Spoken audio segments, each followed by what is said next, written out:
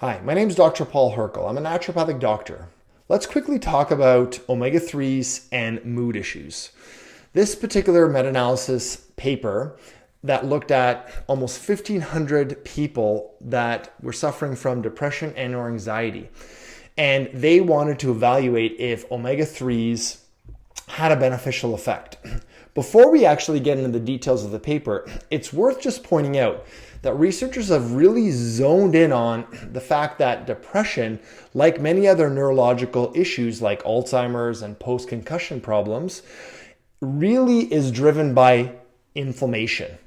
And there's particular immune cells called microglia that you can see right here in the top left of the diagram that produce these inflammatory stimulating molecules that go right into the cell and stimulate these signaling molecules like, for example, IL-6 that culminates in depression.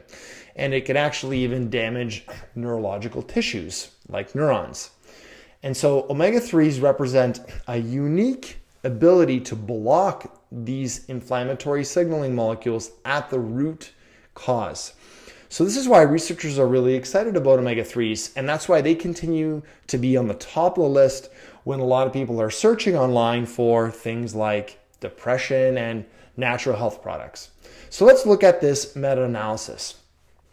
Almost 1,500 people, 10 randomized controlled trials found a statistically significant reduction in depression severity, especially and specifically in the group that was using a high amount of EPA, eicosanopentanoic acid.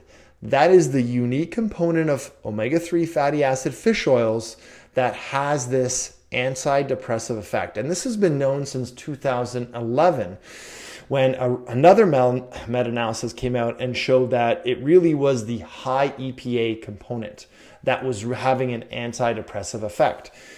Interestingly, they found that the doses were somewhere between 1 and 2 grams, and that was really the sweet spot. Anything more didn't really have a beneficial effect unless they were looking at anxiety, but there was only one study that showed that. So overall, the effect was positive, but the researchers did point out there's more studies needed, and even if you were to do your own quick little search, you'd find that there's some conflicting evidence on some of the benefits.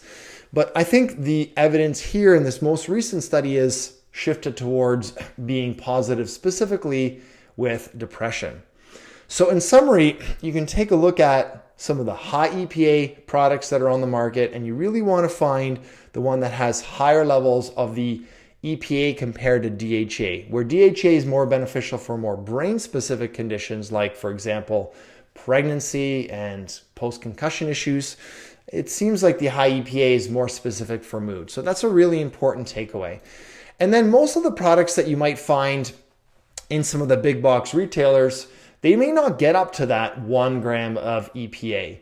And they're usually in the 3-to-2 ratio, and they're for general health and cardiovascular function.